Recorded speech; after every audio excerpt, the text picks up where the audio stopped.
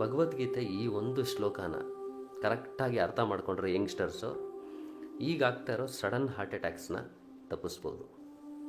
ಕರ್ಮಣ್ಯವಾಧಿಕಾರಸ್ಥೆ ಮಾ ಫಲೇಶು ಕದಾಚನ. ಕರ್ತವ್ಯ ಮತ್ತು ಕೆಲಸನ ನೀನು ಮಾಡು, ಫಲನ ನನಗೆ ಬಿಟ್ಬಿಡು. ಅಂದರೆ ಫಲನ ಎಕ್ಸ್ಪೆಕ್ಟ್ ಮಾಡಬೇಡ, ಅದನ್ನು ದೇವ್ರಿಗೆ ಬಿಟ್ಬಿಡು. ಏನಾದರೂ ಸಿಕ್ಕಲಿ, ನನಗೇನಾಗಬೇಕು, ನೀನು ಬರೀ ನಿನ್ನ ಎಕ್ಸಲೆನ್ಸಲ್ಲಿ ಕೆಲಸ ಮಾಡು. ಇದನ್ನು ಏನು ಕೇಳಿದಾರೆ ಗೊತ್ತಾ? ಮನುಷ್ಯ ಭಯಂಕರ ಯೋಚನೆ ಮಾಡ್ತಾನೆ. ಅವನು ಯೋಚನೆ ಮಾಡೋದಕ್ಕೆ ಲಿಮಿಟೇ ಇಲ್ಲ. ಆ ಯೋಚನೆ ಸ್ಟ್ರೆಸ್ ಆಗಿ ಬದಲಾಗುತ್ತೆ. ಈಗ ನೋಡಿ, 80% ಜನ ಲೈಫ್ನ ಭಯಂಕರ ಪ್ಲ್ಯಾನ್ ಮಾಡ್ತಾರೆ. ಭಯಂಕರ ಅಂದರೆ ಹಿಂಗೆ ಆಗಬೇಕು ಅಂತ ಪ್ಲ್ಯಾನ್ ಮಾಡ್ತಾರೆ.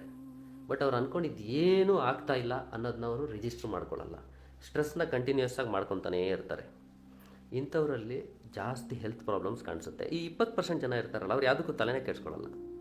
ಫ್ಯೂಚರ್ ಬಗ್ಗೆ ಅವ್ರಿಗೆ ಭಯ ಇರುತ್ತೆ, ಬಟ್ ಅವ್ರಿಗೆ ಏನು ತಲೆ ಕೆಡಿಸ್ಕೊಳ್ಳಲ್ಲ, ಹೆಂಗಾದರೂ ಹೋಗಲಿ ಅಂತ ಹೇಳೋರಿಗೆ ಹೆಲ್ತಲ್ಲಿ ಅಂಥದ್ದು ಯಾವುದೂ ತೊಂದರೆ ಆಗಲ್ಲ. ಸಾಕಷ್ಟು ಸಲ ನೀವು ಅಬ್ಸರ್ವ್ ಮಾಡಿ, ಈ 80% ಜನ ಎಕ್ಸಸೈಸ್ ಮಾಡ್ತಾ ಇರ್ತಾರೆ, ಡಯಟ್ ಮಾಡ್ತಾ ಇರ್ತಾರೆ, ಎಲ್ಲವನ್ನು ಪ್ಲ್ಯಾಂಡಾಗಿ ಮಾಡ್ತಾರೆ. ಸಿವಿಯರ್ ಸ್ಟ್ರೆಸ್ನೂ ತೊಗೋತಾ ಇರ್ತಾರೆ, ಕರೆಕ್ಟಾಗಿ ನಿದ್ದೆನೂ ಮಾಡ್ತಿರಲ್ಲ. ಹಿಂಗೆ ಆಗಬೇಕು ಅತ್ಯಂತ ಪ್ಲ್ಯಾನ್ ಮಾಡ್ತಾರೆ. ಅಂಥವ್ರಿಗೆಲ್ಲ ನೋಡಿ ಡಯಾಬಿಟೀಸ್ ಇರುತ್ತೆ.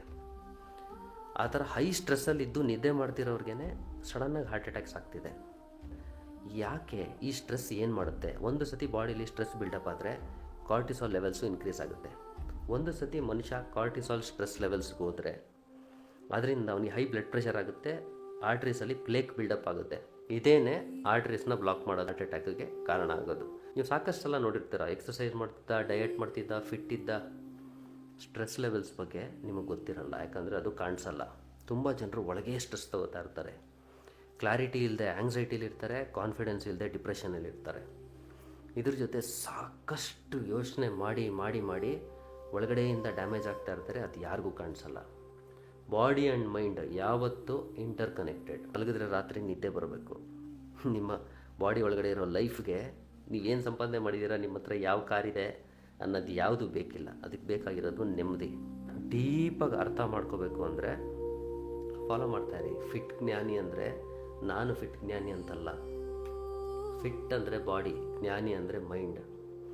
ಫಿಟ್ ಜ್ಞಾನಿ ಅನ್ನೋದು ಒಂದು ಕಾನ್ಸೆಪ್ಟ್. ಹೆಂಗೆ ಈ ಬಾಡಿ ಮೈಂಡನ್ನ ಕಂಟ್ರೋಲಲ್ಲಿ ಇಟ್ಕೊಂಡು ಹೆಲ್ತ್ ಜೊತೆಗೆ ಸಕ್ಸಸ್ನೂ ತೊಗೋಬೋದು ಅಂತ ನಾನು ಹೇಳ್ತೀನಿ.